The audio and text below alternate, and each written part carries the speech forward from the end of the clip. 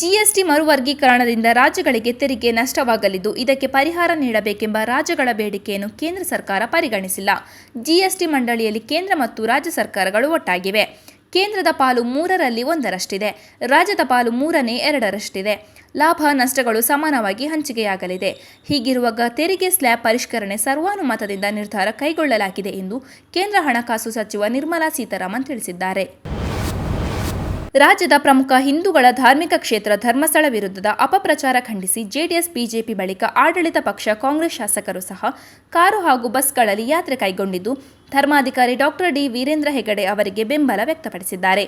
ಅಲ್ಲದೆ ಧರ್ಮಸ್ಥಳಕ್ಕೆ ಅಂಟಿದ್ದ ಕಳಂಕವನ್ನು ಕಾಂಗ್ರೆಸ್ ಸರ್ಕಾರ ತೊಳೆದಿದೆ ಎಂದು ಕೈ ನಾಯಕರು ಪ್ರತಿಪಾದಿಸಿದ್ದಾರೆ. ರಾಜ್ಯದಲ್ಲಿ ನಮ್ಮದೇ ಸರ್ಕಾರ ಇದ್ದರೂ, ನಮಗೆ ಬಹುಮತ ಇದ್ದರೂ ಅಪೆಕ್ಸ್ ಬ್ಯಾಂಕ್ನಲ್ಲಿ ಮಾತ್ರ ಬಿಜೆಪಿಯವರೇ ಅಧ್ಯಕ್ಷರಾಗಿ ಮುಂದುವರಿಯುತ್ತಿರುವುದು ಯಾಕೆ?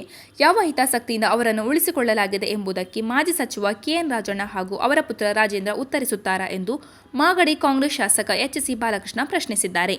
ಅಪೆಕ್ಸ್ ಬ್ಯಾಂಕ್ ಅಧ್ಯಕ್ಷರನ್ನು ಬದಲಿಸಿ ನಮ್ಮ ಪಕ್ಷದವರನ್ನು ಮಾಡಲು ಸಿಎಂ ಸಿದ್ದರಾಮಯ್ಯ ಹೇಳಿದರೂ ಅದನ್ನು ಧಿಕ್ಕರಿಸಿರುವುದು ಯಾಕೆ ಎಂದು ಪ್ರಶ್ನಿಸಿದರು. ಸಕಲೇಶಪುರ ತಾಲೂಕಿನ ಪಶ್ಚಿಮ ಘಟ್ಟದ ಸಾಲಿನಲ್ಲಿ ನಿರಂತರ ಮಳೆ ಸುರಿಯುತ್ತಿದ್ದು, ಪರಿಣಾಮ ಕುಕ್ಕೆ ಸುಬ್ರಹ್ಮಣ್ಯ ಸಂಪರ್ಕಿಸುವ ಬಿಸಿಲೆ ಘಾಟ್ ರಾಜ್ಯ ಹೆದ್ದಾರಿಯಲ್ಲಿ ಭೂಕುಸಿತ ಉಂಟಾಗಿದೆ.